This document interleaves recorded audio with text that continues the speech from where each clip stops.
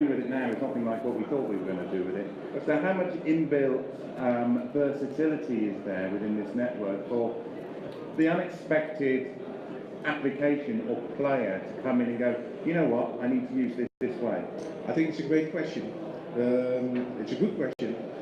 This is exactly why we build a gateway, because there must be intelligence in between the network and the end user, and that is providing the resilience for the future.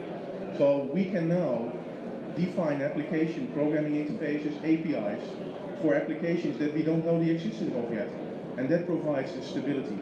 So the network will do what the application wants, and the key for that is APIs, and those APIs didn't exist in any of the networks so far.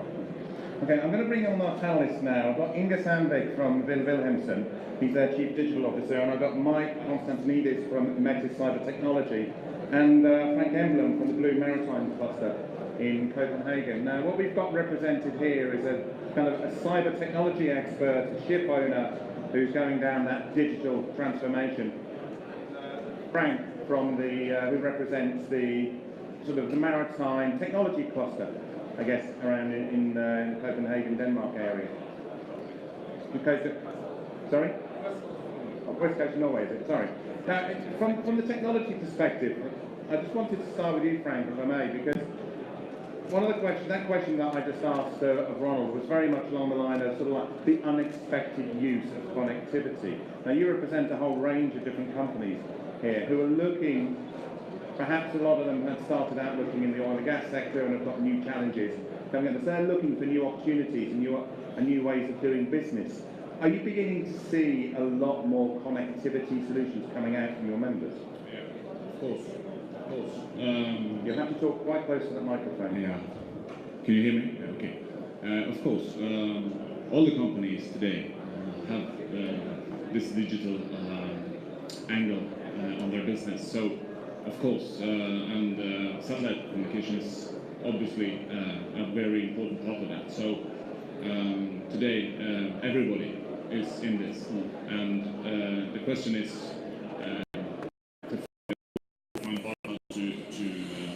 add value to the customers. So everybody, all the technology firms want to use that level of digital connectivity. Well, is it a sense of they have to do it to survive? Is it a value added? Just in terms of how this is all evolving, I hear a lot of companies talk about we're going to go digital. But sometimes I wonder whether it's a sticky plaster on a wound and they don't quite know what they mean by it.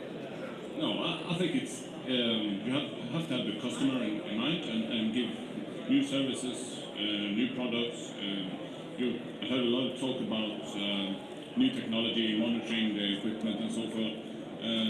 And this is not the point if it's not adding value to the customer. So I think the most important thing is for the companies to do is to go into use this technology to know what the customer wants and then give them the products or services they need. So it is a sort of like they're trying to find sort of the real pathway. But from Wilhelmsen's perspective as well, it's a case of looking at what is available. You're going through a sort of, you're a newly appointed Chief Digital Officer within the company. You've come from outside of the maritime sector. You've got the experiences of sort of startups and the sort of innovative industries elsewhere. What are you bringing in from the digital perspective in terms of how a ship owner is going to look at the levels of connectivity that we see and the likes that Inmarsat provides? So we see that we want to simplify this, and really from the phone perspective. Inside the phone you have a number of radio technologies and access. You have 4G, 3G, GPRS, Wi-Fi, and I think the ship or the vessels will have that flexibility in connectivity, and we will have least cost routing, and we will choose the option that is at any given time the best one. Do you think there's going to be an issue though? Because I mean, Frank's members all want to use the data. Ronald, with Inmarsat, you've got a new customer base. This is one of the things that I noticed when I spoke to you a couple of years about this. Is you've got this new customer base. You're not just you're not looking at the ship owner as your customer now. You're looking at the manufacturers of getting that supplementary bandwidth that you were talking about. So for you, that's like the added bonus. But from Inge, from your perspective, in terms of how that is that going to add an extra level of complexity to that area of connectivity? When you're talking about, you know, the connected ship and, you know, the different ways that you're going to connect, how are you going to rely on that when you've got other other companies wanting to use that bandwidth? Well, we think it's fantastic that there's a lot of new innovation happening, and satellites is, of course, we will see a lot of innovations and new satellite communication offerings. At the same time, we see also that the vessels could play a role in becoming a part of that infrastructure, where ships, vessels are able to communicate with each other in a high-speed network. So we see a lot of opportunity of new type of access to connectivity. Where satellites, of course, will play an important role, but there will be perhaps vessels that are able to have connection to LTE and be able to share that in a huge mesh network. And Mike, in terms of the use of the data, you look at this from the sort of like the whole sort of connected perspective. I would say almost from the sensor to the shore. And you and I have spoken a little bit about the quality of the data as well. And I just want to sort of just look here again a little bit at the data. What are your issues here when you look at this added connectivity? Okay, when we discuss with shipping companies executives, we accept eagerness to listen to what is the value that they get from adopting modern technology. So the sensors, this is a situation that we have encountered from the design phase of our system, Metis Cyber technology. Sometimes electronics and the sensors do some kind of mistakes or some fault measurements, some wrong indications. So what we have done is we inherited artificial intelligence and machine learning mature technologies inside the low-level collectors of the data in the data acquisition phase of the system. So we reject these wrong indications from the source. It's always, I can share an example from the real life. For example, when you connect to the GPS of the vessel, occasionally we get some wrong indications. For example, you get a specific timestamp and you get wrong the speed of the vessel. You can have, instead of 12 knots, you can have 12,000 knots. It's obviously it lost the decimal point at that point. So you reject this indication. Or in more complex situations, you have the reference lines of engines, of machines. So if an indication is wrong, is totally out of the line, then this indication needs to be ignored. This can be achieved only in having machine learning technology in our systems. This is the only way. So the industrial revolution that we're experiencing right now is a cognitive revolution. Does that rely on having always-on connectivity?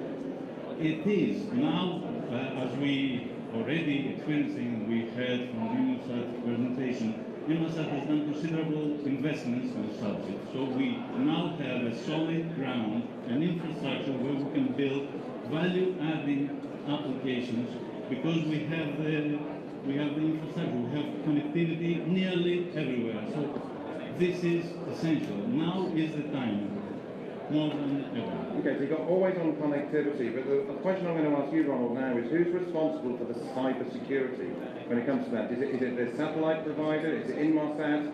Is it the manufacturers that Frank represents? Or is it the ship owner that Inge represents?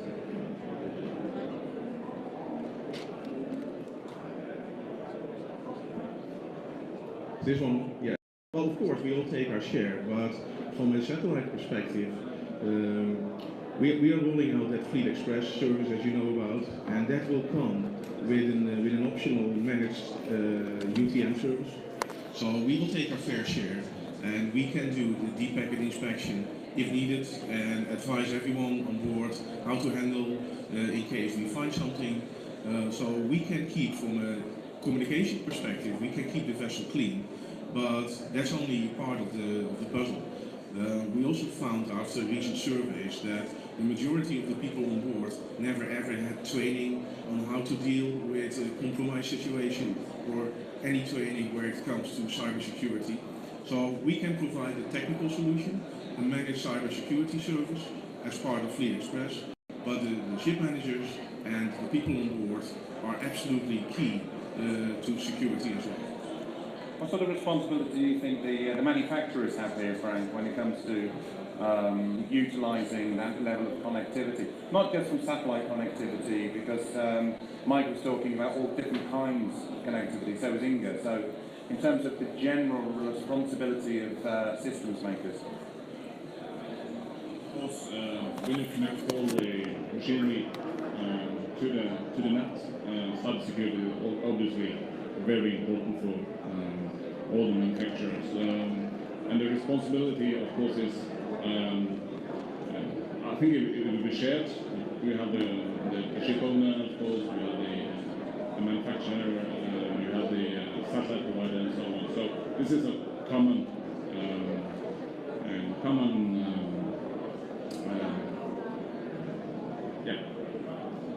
Common issue. Common issue. Yeah. Yeah. You also think there, Inge, the same? Is it a common issue that's going to be shared? And also, I'd like you to touch on Ronald's comment about crew training on cyber awareness. It's going to be a lot more connectivity and a lot more solutions on board, a lot more connected people, and obviously the security need to be managed in the same way that you will do otherwise onshore, and we will see new need for encryption technology, especially when we are adding even more connected networks that perhaps are able to be hacked, or you will see that new type of players that wants to hurt a ship or the systems on board to.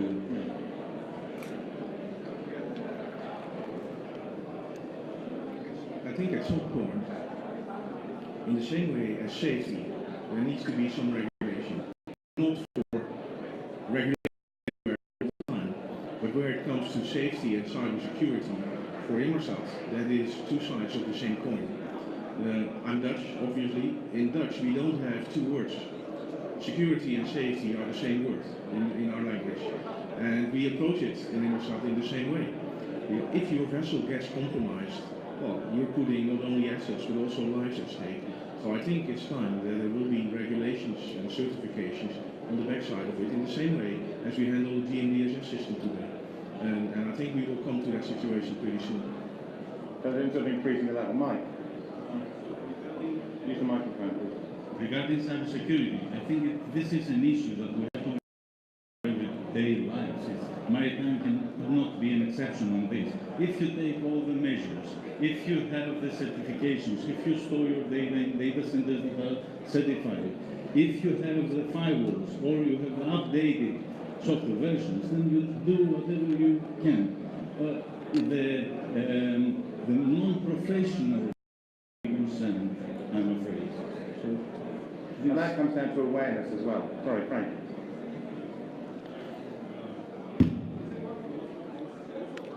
Security problems usually is human error. And of course, from a cluster perspective, a cluster organization perspective, we can provide competence raising measures to bring up the competence level in the.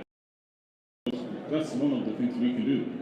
So when it comes to cybersecurity, for instance, human error, the human factor is of course extremely important, and it's all about competence and raising the competence level with the engineers, with the salespeople, everybody who travels around and connects to a ship or to a device. Would too much security reduce the opportunities that are being offered here? Would too much sort of security net systems actually be a damper on some levels of innovation?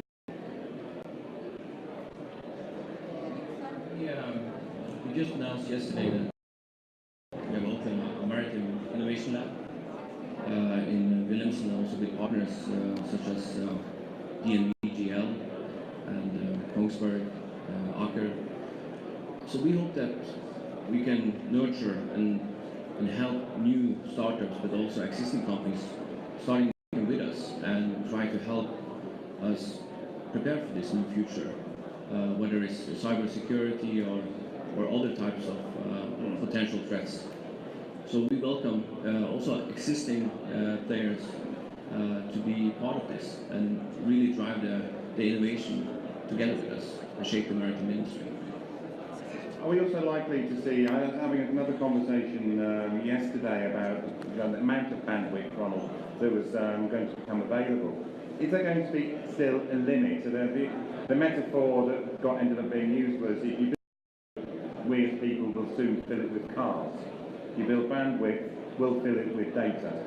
Are we going to be, I mean, we're not expecting the satellite connectivity to be an opportunity to the city. However, can you see sort of the level of connectivity, the speed, bandwidth that we can see in satellite today, and what we might be in 10, 20 years perhaps? Well, the latest satellites, the Global Express satellites that we are having, are providing Fleet Express to the vessels, connected to it, and it's ramping up pretty quick. But we also have airplanes where we provide passenger connectivity on the same networks. So the networks have we have the 5th generation satellites now deployed. The 6th generation satellite is already in the production line, and the 7th generation satellites are on the drawing board. So with that is needed, we're also speeding up the constellations of satellites, and we hope to keep on having pace with the developments. But also on the satellites and on the modem technology, a lot is happening. So even though we are still talking Ka band and L band, the modem technology that we will put on the next satellite is giving you throughputs 3-4 times bigger. So where today, for instance, a maximum throughput could be 100 megabits per second, over the same satellite with a new modem technology, it could be 300 megabits per second 4 years from now. So it's but also newer technologies to get through to the same satellite. Be more faster and still manage to fill it up. With And you will still fill it, and you will still fill it up for sure.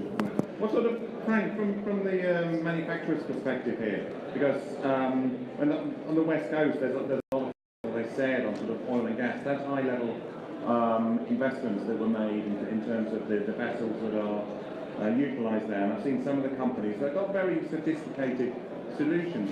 Is this increased amount of bandwidth going to give them a lot more opportunities and what they can offer? Yeah, of course. One of the things coming up now is remote controlled operations, for instance, and then you need a lot of bandwidth.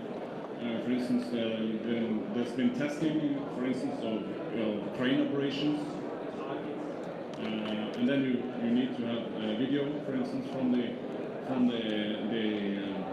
operation site back to the headquarters where the operation room is. Of course, this will increase the use of bandwidth, and the more bandwidth we get, the more kind of operations you can do. Advanced operations like subsea operations in the oil and gas sector.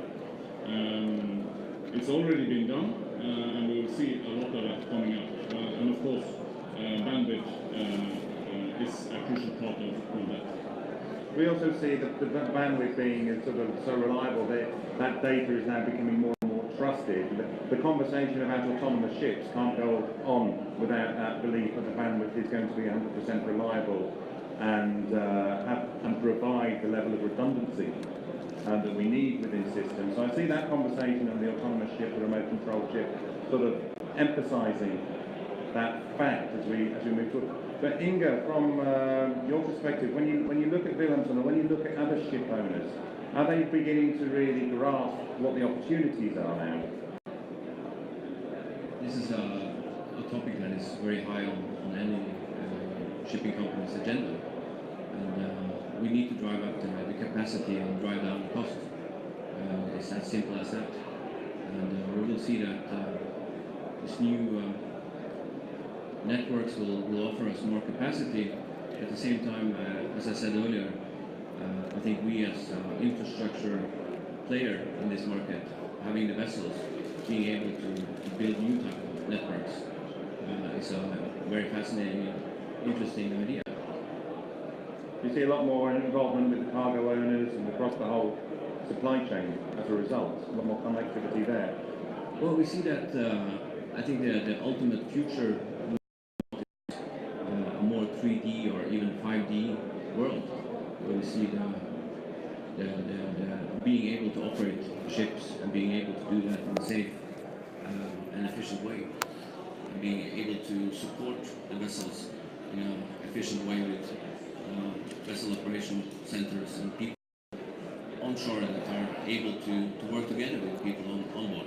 Because I think that it's going to be people on board for a very long time, whether the ships are autonomous or hybrids. And also, Ronald, are people beginning to realise that it's not as costly now to have systems? And there was, I can remember, I think it was in the third generation Inmarsat, and a lot of, maybe even before that, there was a lot of focus on voice at that time. It's when you brought in broadband, and then you started seeing a lot of take-up on that kind of connectivity and voice level. Voice traffic obviously went down as you shifted to the generations. Voice is merely just an application on an IP network, so that is rapidly going away. But what you see is that ship owners, ship managers are much more now taking a principled decision. Where indeed, a couple of years ago, we were talking about the cost for a vessel. Right now, they start to see, like you hear around the table, they start to see that the communication platform is an enabler for cost reduction somewhere else. And in that sense, the discussions are getting much more mature about what you do with your communication. And as a result, I see that fleet managers and owners taking a principled decision for their fleet. They say, yeah, we believe in this, and we will take that decision and we will roll it out over the fleet. That rollout may take 1 or 2 years, but the decision is principled that they need a platform that gives them the flexibility to do something with their communication and not just see it as a cost center to make the occasion voice. It's a bit like what Martin Stopford was saying in the last panel. He was saying that, that the finance model tended to sort of restrict, because you're looking at things when they focus on the value of things on the balance sheets. So if things operating properly, the balance sheet read zero. It's only when it broke it went into the negative. You didn't see the full operating picture in the positive light of what we're doing there. But this is beginning to enable a little bit of that through that increased connectivity. And is that beginning to reflect also, Inge, in terms of the operational side of things? And Mike, is that also beginning what you're going to see when we talk about the Internet of Things as well? Are we going to see that residual value be represented better when we have that high level of connectivity?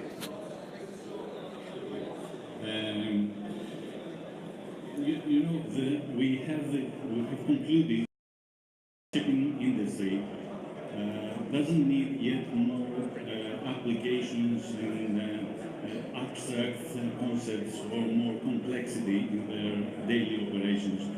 Shipping industry needs profitability improvement. So basically, profitability increase using less resources, improving your efficiency of your engines, optimizing your routes, and probably, of course, improving the collaboration of your departments and decreasing the fuel oil consumption. If what we say, how can you improve or manage something if you can't? So now we have the ability to monitor continuously, real time, accurately, the parameters on board. Regarding the broadband, we consider the existing infrastructure satisfying. We can build value-adding for the industry solutions that we have measurable, tangible benefit for the industry.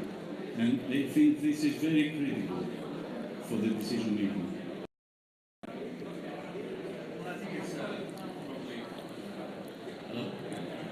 So to kind of add some sensitivity and excitement about what's happening in the industry right now is that we are probably at the time where we have the most connected opportunities. There is so much innovation happening both on the platform side and on the connectivity side. So I see that we are now entering into an era where we really are going to see where we can utilize this.